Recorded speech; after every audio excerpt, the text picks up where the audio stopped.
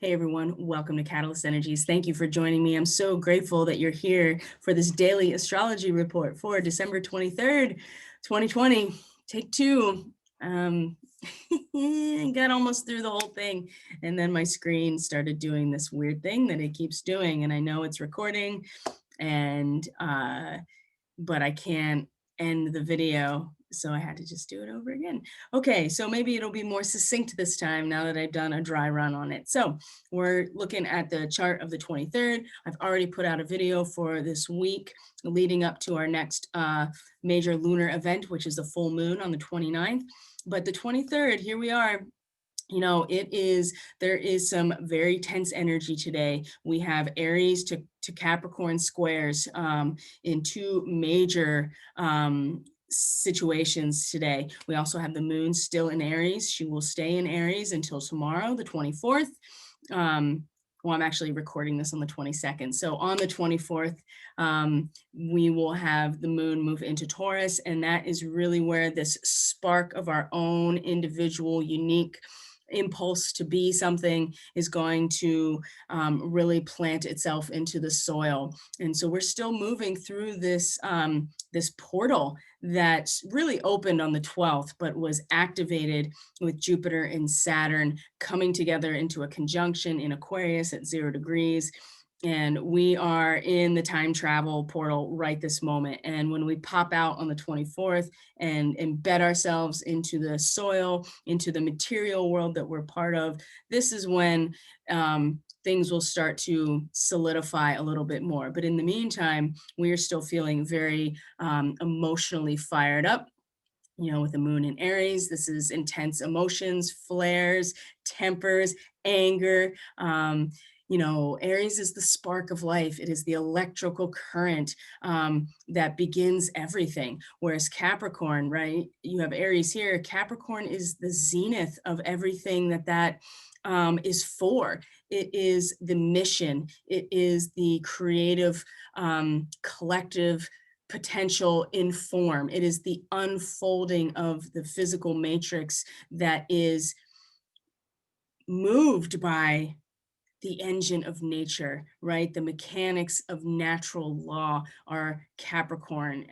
It is the unfolding of the fractal that is Capricorn. And these are cardinal energies. There's momentum behind them. There's movement, just like the electrical current is movement, right? It is electrons moving from atom to atom in matter in order to balance a charge. And when they do that, they release energy. That is electricity. It moves.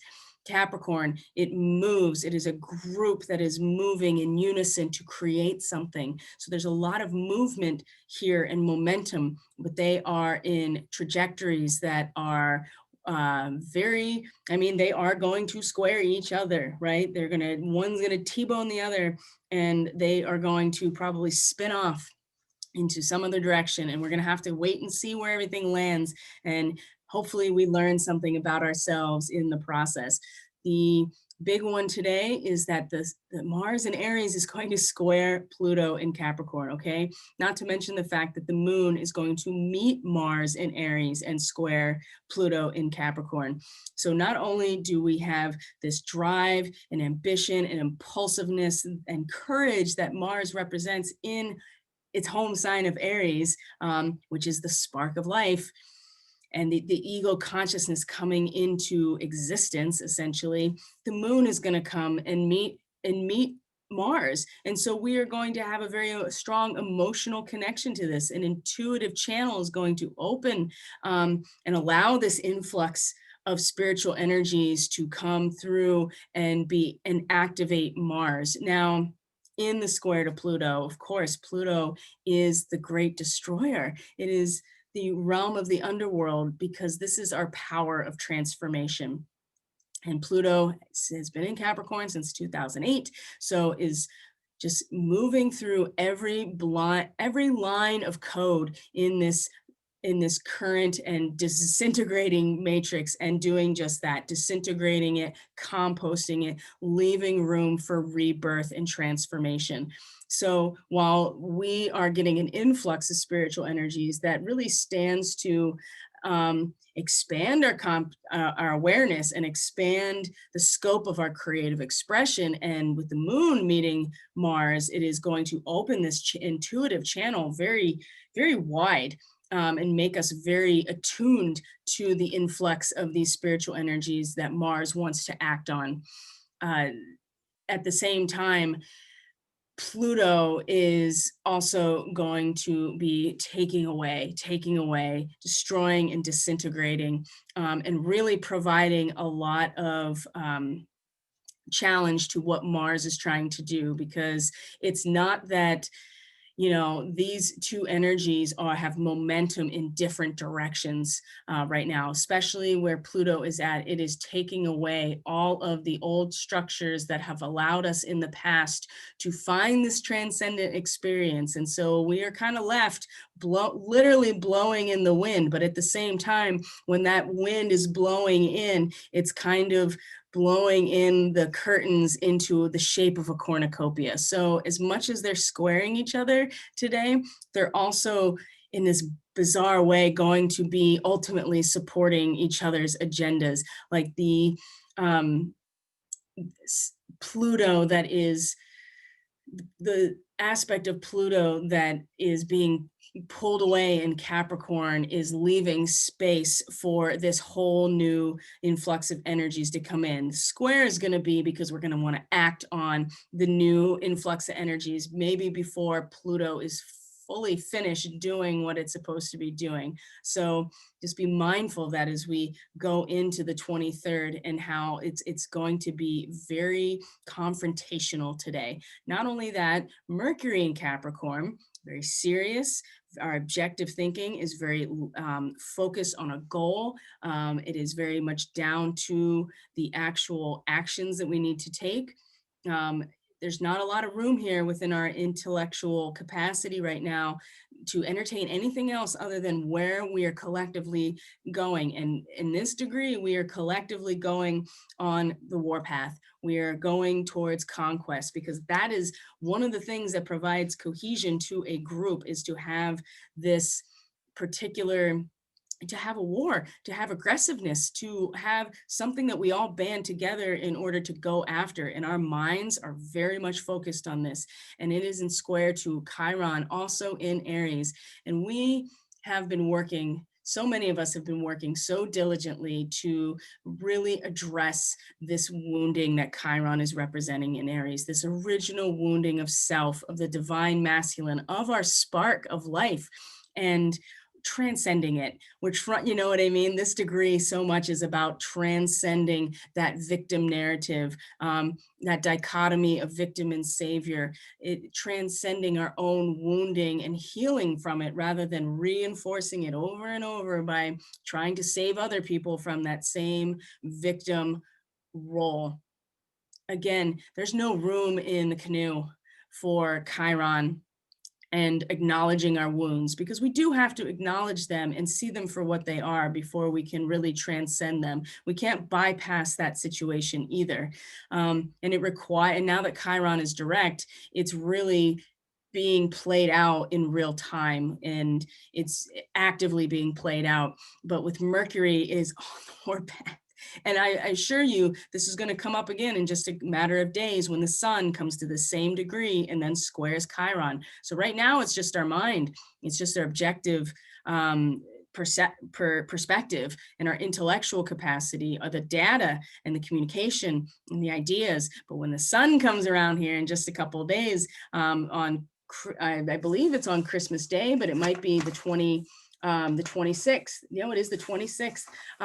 This will be full on in our creative expression, this warpath. So just know that Mercury is giving us the mindset before we get there in ourselves. And so just pay attention to this as well, because we're on a trajectory of taking something over, and we're all in this canoe together, and we're on the warpath. Okay.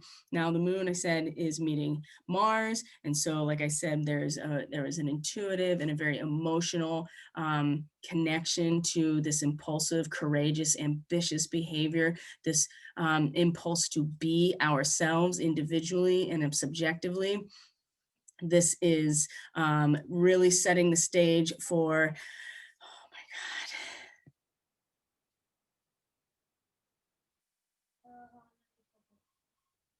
God, unbelievable. Okay, sorry. I really don't want to have to do this again. And the screen is just, okay, but I'm back now. Anyway, um, Moon in Aries is really setting the stage for some very hot and flared tempers today. Okay. And it has been since it's got here, but as it moves further and further and further into Aries, it is getting stronger and stronger and stronger. So it's something to keep in mind that we want to, we want to be ambitious and brave and courageous, and we want to channel that energy appropriately and not use it to blow up at people or to lose our temper. It's a hot flash, right? It is electrical current. It's almost immediate.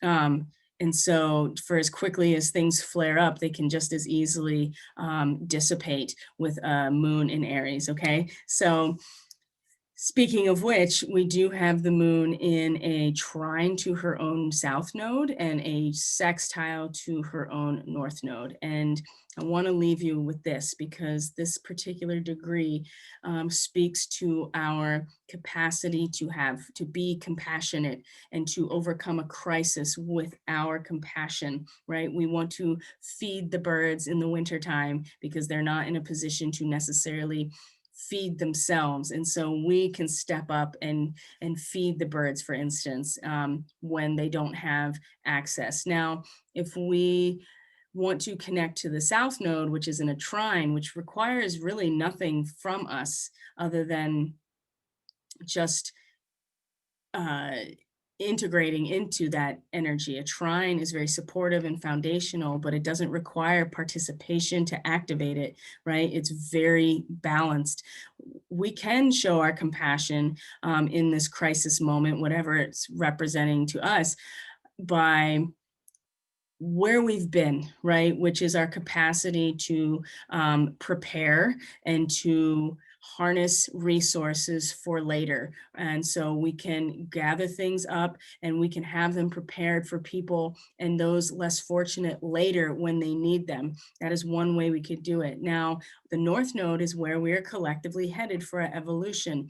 This is our karmic destiny. So the South Node is what we've mastered. We've done this already. It provides the momentum forward, but it is where we are going away from. Where we are headed towards is still this Gemini archetype, right? The endless amount of ideas, the mutable air of ideas that is endless, right? So if we are willing to participate and activate this with our compassion, what we could really do is, instead of giving people what they need and being compassionate in that way, what we can do is lead them to the buffet, right? Lead them to the place where they have their own choice and freedom to take in the ideas that speak to them the most and make their own choice in that situation. And that's really where we are meant to be going in order to collectively evolve on this planet. And our compassion, our identity as compassionate beings in a moment of crisis, if we choose if we choose to do this, it's not as easy as it is with the south node, because not only have we already been there, it is both of these fire energies, spiritual will, action and action. This takes a little bit more effort, but will be just as beneficial and harmonious if we take the effort, which is our own individual sense of compassion, our spiritual will to be compassionate in this moment, from an emotional and very personal perspective. And we can um, we can offer that to those by way of leading them to the buffet table of ideas, right? We can show them the cafeteria and say, look at all of this here. Now you take whatever resonates with you, and that's going to be your choice, and you will be able to take care of yourself in this situation. That, I think will be much more beneficial and will align with where we're collectively headed, um, in order for us to evolve. So the choice again is up to each of us individually. It's just when that compassionate aspect of us is stirred, we're going to have a choice in which direction we want to focus our individual sense of compassion for others. Okay, so that's the astrology for the 23rd. Thank you for being here. If you find this information helpful and you haven't been totally deterred by my technical difficulties on a regular basis, you can consider subscribing to this channel, definitely hitting the like button. It helps get the information out through the YouTube algorithm. To those who might also find this helpful, everything else you need is in the description box below this video, including the website where you can book readings, social media where you can connect with me on a regular basis in terms of other content. And then my email is there, of course, if you have any questions or need to reach out for support. Thank you so much for being here. I truly appreciate it. And I will see you on the next astrology video.